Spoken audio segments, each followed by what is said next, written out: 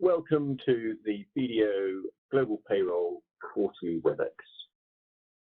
Today's topic is all around risk. We thought that was particularly pertinent given the COVID-19 lockdown, but that lockdown won't last forever, so we're looking beyond the lockdown at the implications for global payroll and the control environment that is so important around it. My name is Ashley Carter, and I'm the head of BDO Global Payroll based here in the UK. John, would you like to introduce yourself? Yeah, I'm John D. I'm a director in London in the UK, and I specialise in undertaking audits of these nature. So I cover off all of the standards ranging from SOC 1 through to 3, AF0106 and ISAE3402. And I'll be attempting to demystify the different reports and approaches involved. So at the end of this presentation, you will have understood what John said in his introduction, which is great. Sandra. Hello, I'm Sandra, and I'm the payroll partner in Luxembourg. I will tell you about the national payroll journey in this case. Thank you. And Nadine. Hello, I'm Nadine Hill. I'm a senior account management manager in the Global Payroll Service. I'm going to talk to you about our global payroll journey, giving you a brief history of events leading up to our decision to do a Type 1 attestation. Thank you very much. So for those of you who are perhaps not too familiar with BDO and BDO's global payroll services, we are in more than 160 countries. We're a very big business, generating 9 billion, not purely from payroll, but from a full suite of accounting services. And but that still does make us quite a well-kept secret at times. So we're very happy that you've joined this call, and you're very welcome to identify to your colleagues who may want to listen to the recording when we post that. So amongst that full suite of services, at the very heart of it, and certainly at our hearts, is global payroll. And we have this determination to deliver a consistently exceptional global payroll. So not just occasionally exceptional in one or two countries, but across the whole world. And we know that is difficult. It's difficult at the best of times. It's potentially even more difficult now. But it's only possible if, firstly, we're very secure, because if we have security issues, then we're very vulnerable. We must have documented processes. But perhaps most important, we must have confidence and indeed evidence that those documented processes are actually implemented and are actually working. And that's exactly what the whole of the risk controls framework and auditing is all about. So before I hand over to John, this is one of my favorite graphics, not just because I enjoy Formula One, but it is a great example of how, although there's one driver in one car who takes all the glory at the end, actually, there is no way that car could get onto the track, let alone be a winner, unless there were some very, very clearly documented processes that each one of these team members goes through to make sure that the car is safe, secure, and going to win that race. So the analogy works for me. I trust it works for you. And with no further ado, I'd like to introduce you to John.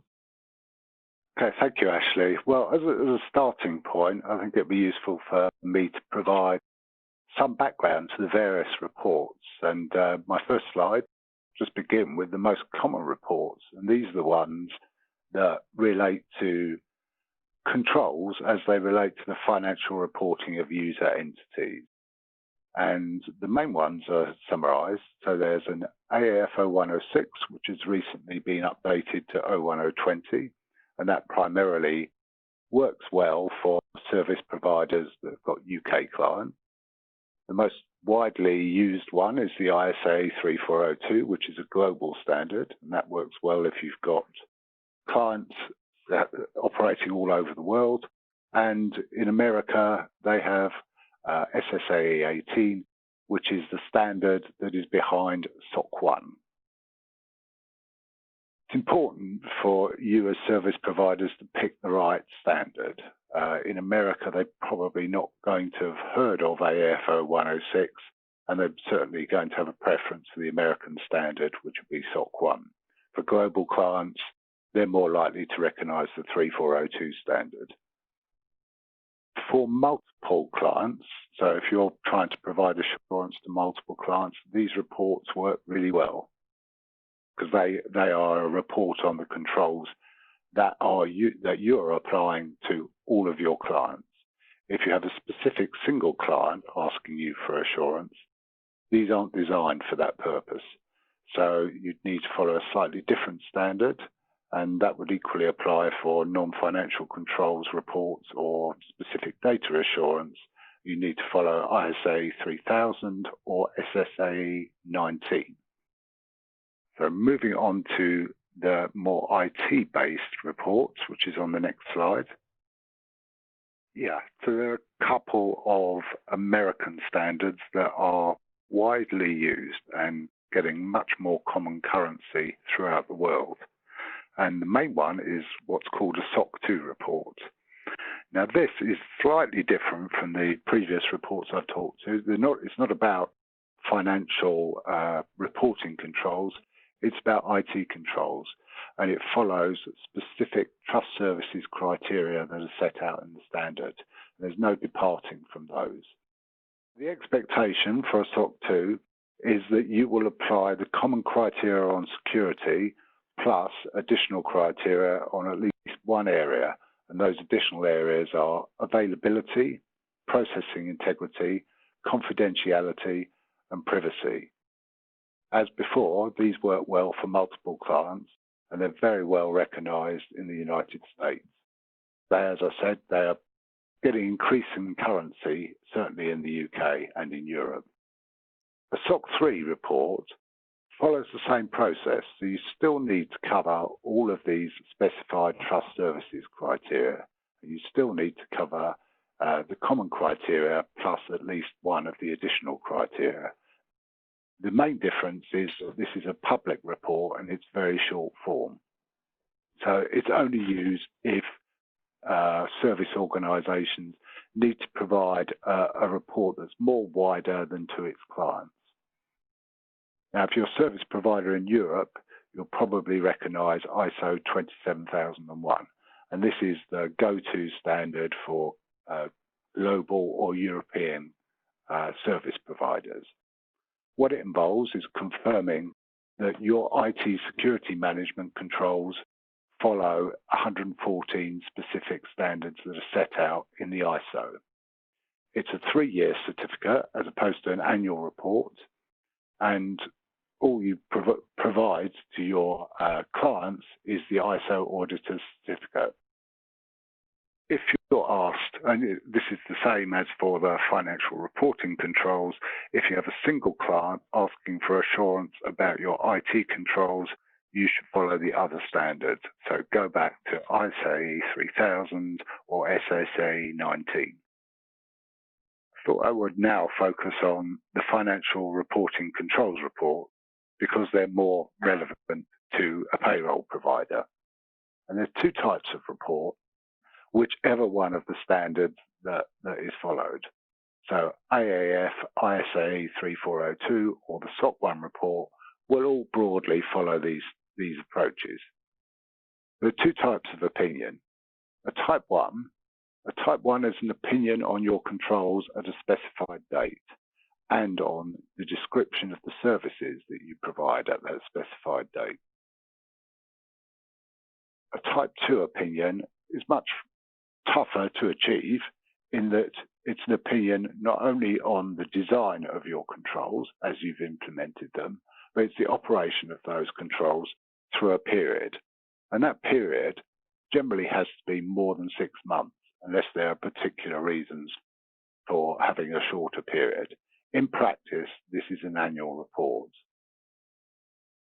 Both reports contain the scope, which is the locations and services that you've decided to include in the report, a service description, which is the control framework over those services and the control objectives, and then the auditor's testing and the audit opinion. So those are the primary contents, but the main difference is the type 2 covers a period. So it provides better and broader assurance than just at a point in time. I thought I'd share some thoughts on implementation, which is actually not to be underestimated. So I'll take you to the next slide. Okay, I thought I would say some words about implementation for payroll providers, because this is actually quite a challenging thing to set up in the first place. And it's important not to underestimate the readiness phase of this exercise. And you should typically allow at least 2 months to get this right.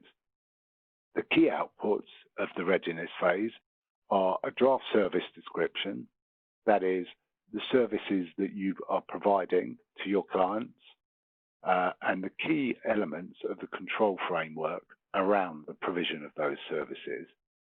You need to agree the control objectives relevant to those services, build out a control matrix. And by that, I mean you need to establish what your key controls are for each of those objectives and get them documented precisely.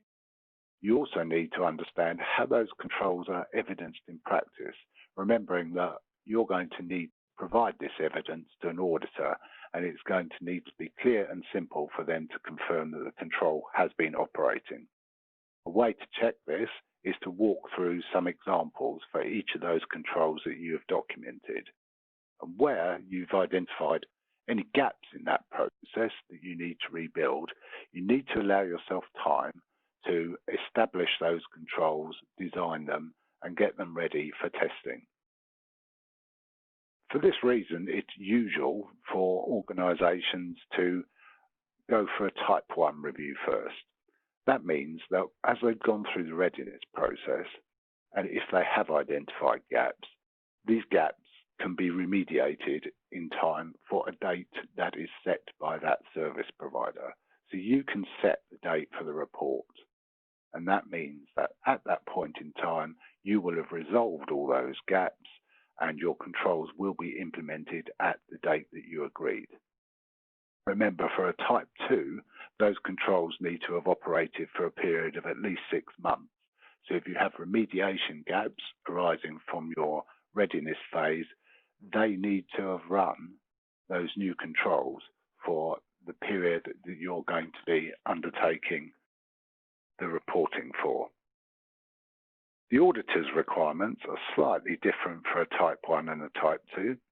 So for a type 1, the auditor is looking for evidence that the control has been implemented at the agreed date.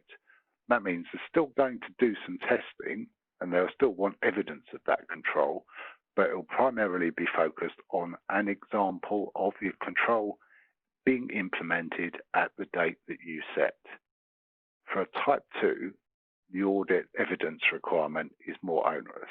The auditor needs to prove that that control has been operating over a period, and usually that period is 12 months.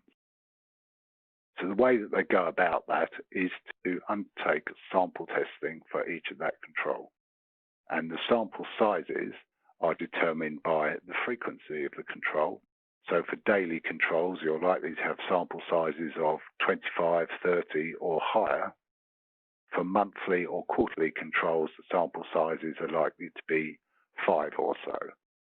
But it's important to recognize that for a type 2, the evidence base needs to be much more comprehensive.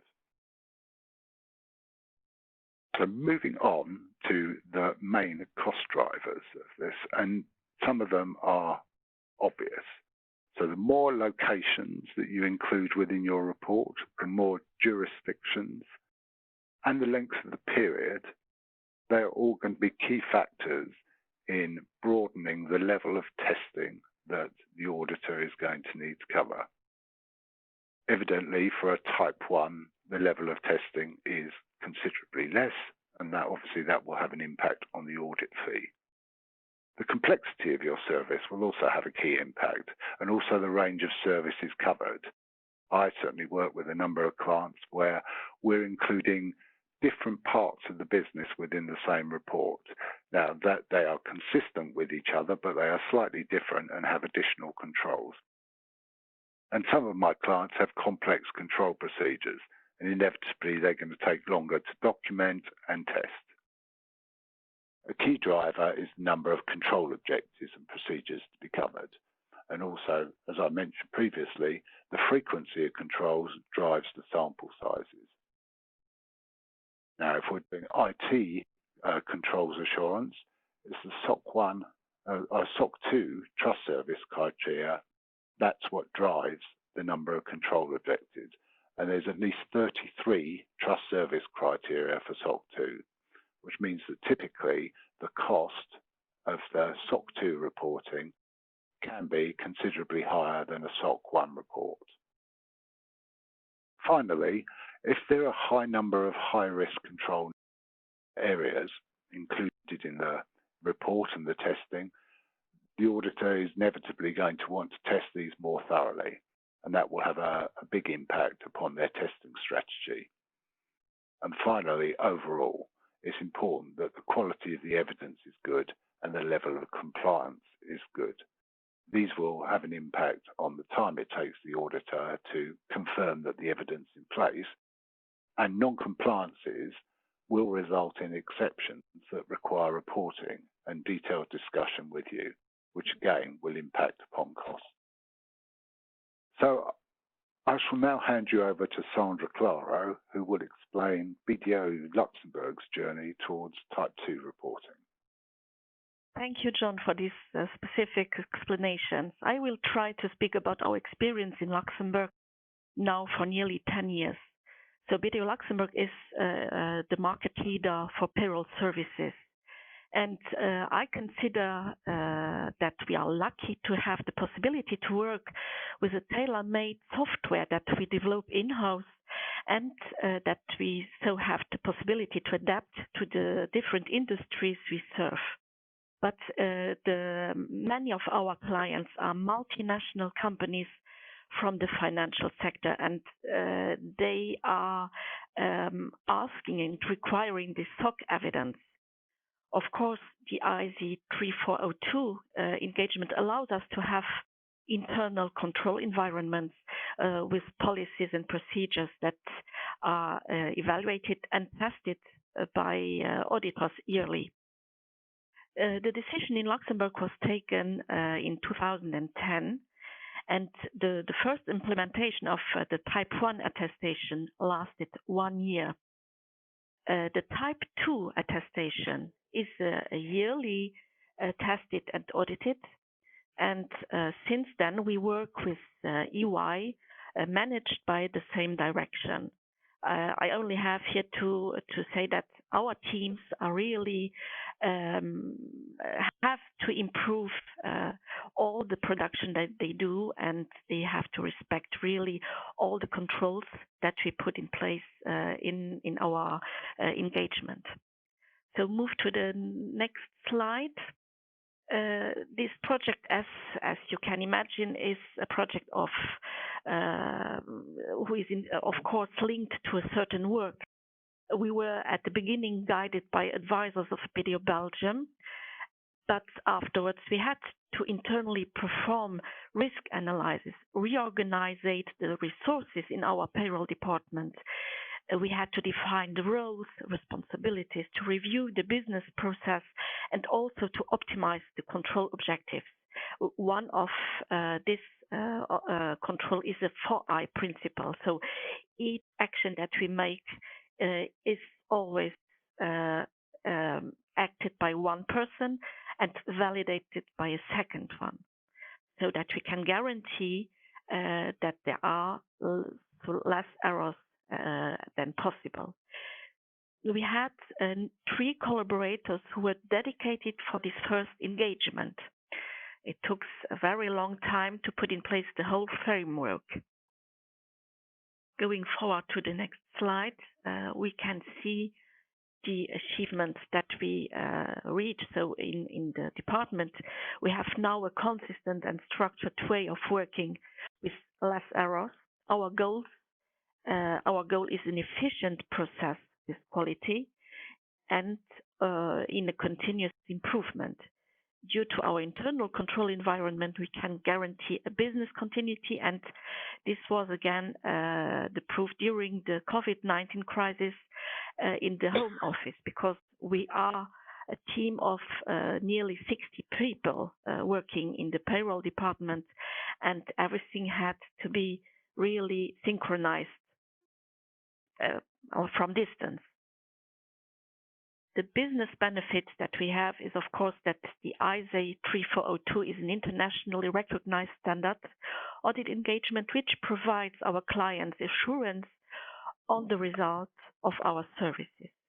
The process also demonstrates the establishment of effectively designed and operating control objectives and the control activities, which is clearly a differentiator for prospective clients.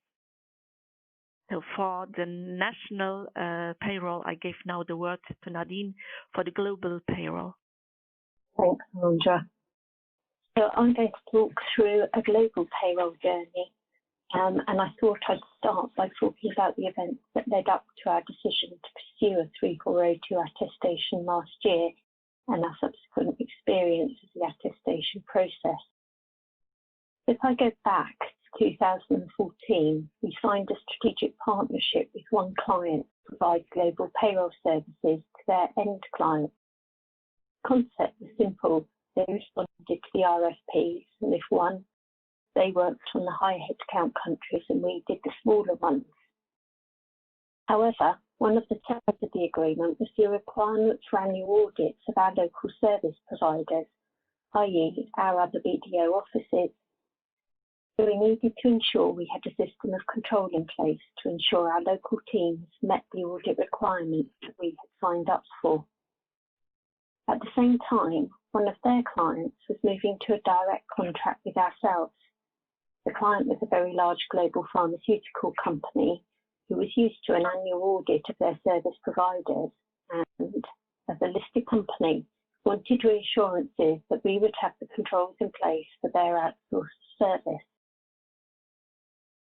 With the cooperation of our own internal auditors and the two clients, we worked to develop what is known as the controls framework. It was designed taking into account SSAS 16, SOC 1 and the ISAE requirements, and ultimately required all our LSPs to annually evidence the controls they had in place around their payroll processes. Where controls were missing or inadequate, we worked with the LSP to develop the necessary processes and policies.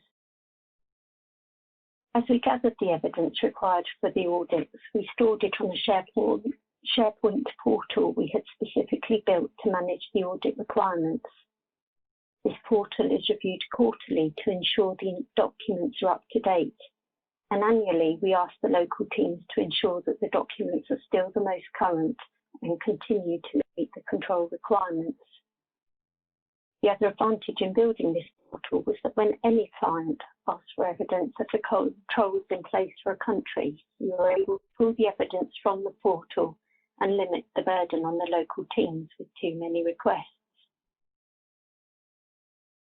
Since 2014, we have noticed an increase in demand from prospective clients for us to evidence the controls we have in place, and more frequently, an expectation that we are Type 1 accredited.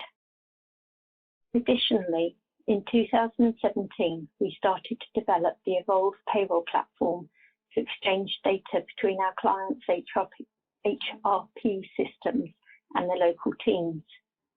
So it became increasingly apparent we needed to evidence the controls around our own payroll platform as well as those around our local teams. In January 2019, the decision was made to pursue a Type 1 attestation that year and a Type 2 thereafter. Originally, we decided to aim for a Type 1 accreditation within 6 months, i.e. June 2019. Whilst we knew it was ambitious, it was also ultimately unrealistic given the preparation required in determining the scope, the time needed to examine existing controls, assess their weaknesses, as well as agreeing the control objectives, and then to write it all up. Even the scope changed once we had started.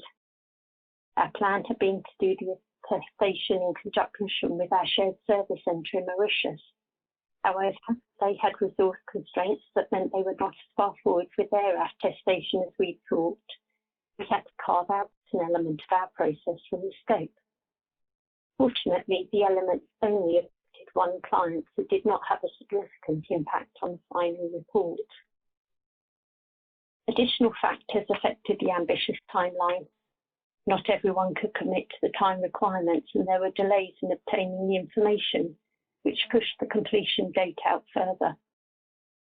However, in January 2020, we did receive the Type 1 attestation and started on a Type 2 to look at the controls over a year with a planned completion for December 2020. So moving to my next slide, what do I feel we achieved? Firstly, and possibly most significantly, a defined way of working. Processes were established to stop individuals on different projects doing their own thing and having multiple ways of working, largely unchecked. It has enhanced the team's knowledge around the need for controls and thus what they are. There is a team of people to monitor and ensure the controls are adhered to. This has also led to a mindset of continuous review and improvement where people are more confident to question the process and the control in place. Finally, it has meant client audits are easier as we have the attestation as evidence of our controls rather than having to produce numerous amounts of evidence, as well as having to commit time for a whole audit process. There are also the business benefits that I would suggest outweigh the initial investment.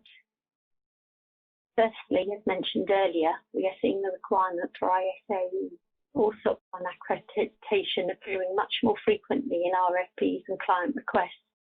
So it has become a differentiator between vendors for global payroll services. Having the accreditations has reduced the amount of time I've spent talking to clients about the controls we have in place to manage their data. Secondly, for ourselves, the adherence to the process and controls therewith have seen an increase in first-time pass rates, reducing the need for a second or third pay run. This means the payroll can be delivered quicker and at a lower cost by ourselves and the local service provider. Thirdly, it is reducing the monthly burden of delivering and coordinating global payrolls and has reduced the associated risk, particularly around data protection and accuracy. Local service providers have built the necessary controls into their monthly payroll processes, and we have built them into our platform and coordination processes. This not only reduces risk, it helps to ensure a consistent standard and the ability to deliver consistently exceptional client service. Finally, it has made client audits easier as we have consistent documented processes and evidence from the LSPs stored on the portal that can easily be retrieved for any client audit, which saves both time and money for everyone involved. Back to you, Ashley. So I'm very grateful to my colleagues for those presentations. I found them informative to prepare and informative to listen to, and I trust you did as well. We have asked for questions, and a few have come in. We're very receptive to more questions. We will finish no later than on the hour. But I thought the first thing is John, you talked a lot about the testing of suppliers and what we call LSPs, as in local service providers. Do different standards apply to the client side? We've got a lot of our clients listening today. Do different standards apply to them, their HR systems and their payroll processes? It's actually a very interesting point, particularly if you're looking at things from an audit perspective. So I think to start with, let's have a think about what the client-side controls actually are. So even if they outsource the payroll processing to a third party, there'll still be checks and authorization of payroll changes, so starters, leavers, pay changes. All of those controls begin at the client side. Clients are also responsible for checking the completeness and accuracy of the information they give to their payroll provider, and also for checking the outputs provided by the supplier. They're also ultimately responsible for approving and authorizing payment. And there'll be accounting controls, payroll journal processing, management accounting and budgetary controls. All are important aspects of the financial control framework of the client. In addition to that, they'll have an agreement with the provider, and they'll have controls to monitor that provider's performance. Now, the thing about ISAE3402 reports and SOC 1 reports is specifically designed to provide comfort only about the controls the client has outsourced to that third party. So they're not going to cover off the client side. And specifically, there's reference in the report to complementary client controls as being expressly excluded. So clients tend to look for different sources of assurance on their own controls. They may have an internal audit function. They may be subject to a Sarbanes-Oxley regime, so there might be Sarbanes-Oxley testing on their controls. Or they might even commission an independent review of their controls. And to do that, they might even follow ISA 3000 or ISA 19 that I talked about in my slides.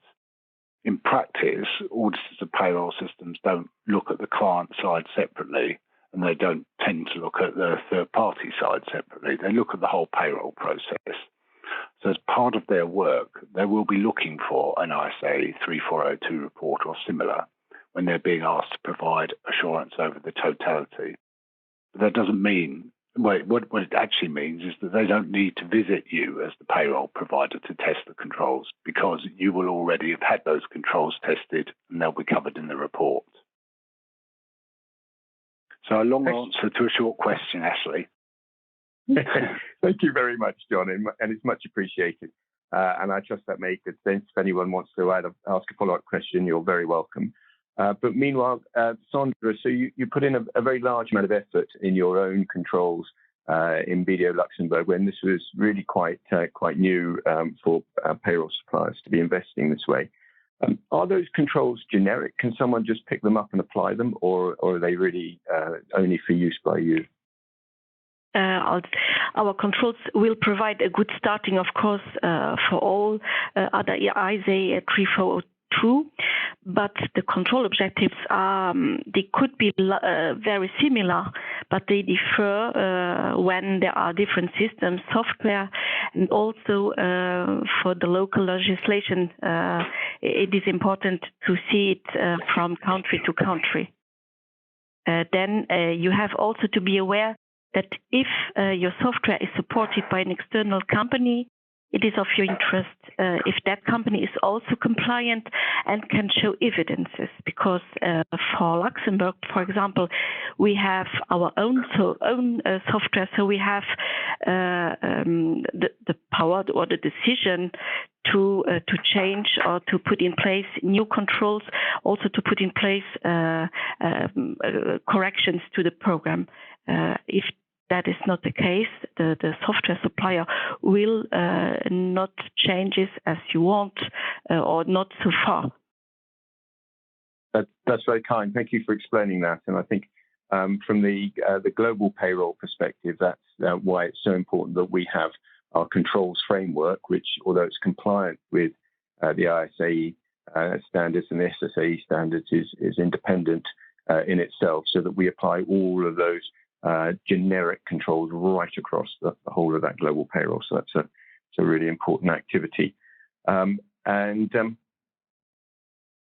so Nadine, from your perspective, you're of all the people the most recent to have gone through an ISAE attestation, and you did lots of hard work in the last 12 months. What would be your advice to anyone thinking of undergoing that attestation? Would you recommend it? I definitely recommend it, but I think my key takeaway is never underestimate the amount of work involved and the need to plan. And in planning, it's not just the time to identify the controls that need to be tested or the time to work with the auditors to provide the evidence and explanations, but also that there is an awfully big report that needs to be produced, and unfortunately the onus of that falls on to ourselves, and that does take an awful lot of time, which is something I didn't appreciate. But it is worth doing. It makes it an awful lot easier, particularly with new opportunities where potential clients come along and say, what are your controls? I can just produce the Type 1 attestation even to existing clients. It has been circulated so they know what we have looked at, what has been tested, and how UI have reported on that. It is a lot of work, but I do think it's worth doing. Yeah. So thank you for that, and I think that leads on to the fact that in the days before we did have the attestation, and to a certain extent we faced this risk without the Type 2, which we're going for at the moment, of having to do all of that work on a repetitive basis with individual clients' auditors, and clearly that's a burden on them, and it's a burden on us. So it's a good thing to be able to avoid. So, John, returning to the technical side, so those last few questions were very much business focused and control focused. But on a technical side, what you've talked about all of these controls, but could you give us some examples of what a control is and why the clear setting of control objectives is important? Well, the point of these reports is to provide comfort to your clients or their auditors that you are providing the service properly and thoroughly and subject to robust controls for them. So the control objectives framework is designed to come up with a list of key areas where you can provide that level of satisfaction. So in terms of the provision of payroll services, your clients are going to expect you to do checks on the completeness of data that they provide before you start processing it. They're going to expect you to check that any changes or temporary or permanent changes that they're proposing have been appropriately authorised by them, and you're going to check that. And they're going to expect you to check the accuracy of your outputs, run standard reports, confirm that you'll receive the right authorisation before making any payments. And also, they'll expect you to make the right deductions for tax purposes and provide any reports to the tax authorities. There's quite a lot in there. But what this framework does, it provides a recognised standard for the things that you guys do as payroll providers. So there's a lot of commonality between one organisation's payroll report and another in terms of the control objectives. When you get down to individual countries or individual businesses, they all do things in slightly different ways, and they might be subject to different legislative requirements. But in broad terms, there will be that core service that you're providing. And these reports provide a common currency, if you like, because they're set out in a similar way. Thank you. So to draw those threads together, like all good Hollywood movies, I'll go back to where we started, which is to say that the COVID-19 and the lockdown and all of the sudden changes in legislation, some of them temporary, some of them permanent, have really, really stressed, in a positive way, but they have stressed our teams, they've stressed our systems. But the really important thing is they didn't stress our processes, because the processes were the very foundations for that.